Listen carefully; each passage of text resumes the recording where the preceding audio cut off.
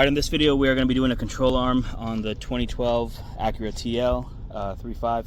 So it's a little bit more of a tricky setup than typical control arms. So we're going to go through step by step and I'll show you guys exactly how I do it. We start off with taking off the wheels. So go ahead and make sure that you loosen them up if you're not using a automatic or pneumatic impact gun, and then loosen them up and then get it up in the air and we'll go from there. Now we are doing this control arm repair with no power tools, and typically what you want to do is you want to remove this nut right here, and then you want to essentially be able to move this entire assembly, your entire hub assembly, out of the way, because then that also does not mess with your CV axle or any kind of other real gear outside of having to remove a couple extra bolts, which you have 2 bolts here. You got one on the top, and then you got 2 on bottom there, and you've got this one back here. I don't know if you can see it very well. It's that one right there that threads in, and then you've got this bolt, let's see here, that sits down here directly under the hub.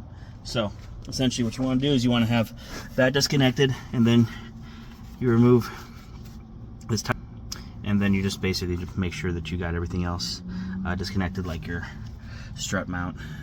You just move it out of the way. You got to wiggle, because this setup right here is probably one of the more difficult ones that I've ever done, simply because this box system that it has, that's an entire replacement assembly. It does not come out easily. So on the other side, I did have to do a little bit of wiggling, and it took me the better part of an hour, to be honest, to get everything back in place. So I'll show you as I go through and take things off, and that way you guys can hopefully knock this one out pretty easily on your arm. Alright, now most of these bolts are 17s, so it's pretty simple to have one set of tools. The one that's sitting under the hub right here where my hand is, that's going to be a 19, so that one's the only one that's really a different size.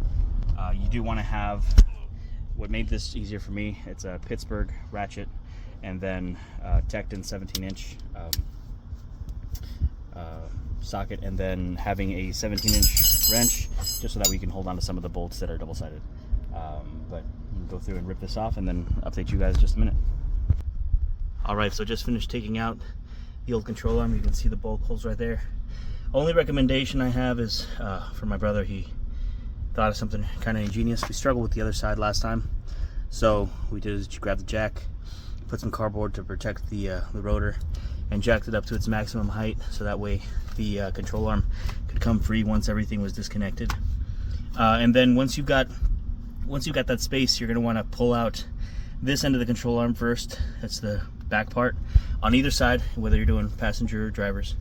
And then you're going to want to grab a nice pry bar or a large screwdriver, a sturdy handle, and start pressing on this side from the back end of the box that's there, the aluminum box. And you're going to want to be pulling, well, trying to pull it forward while you're wiggling it out the rest of the way. But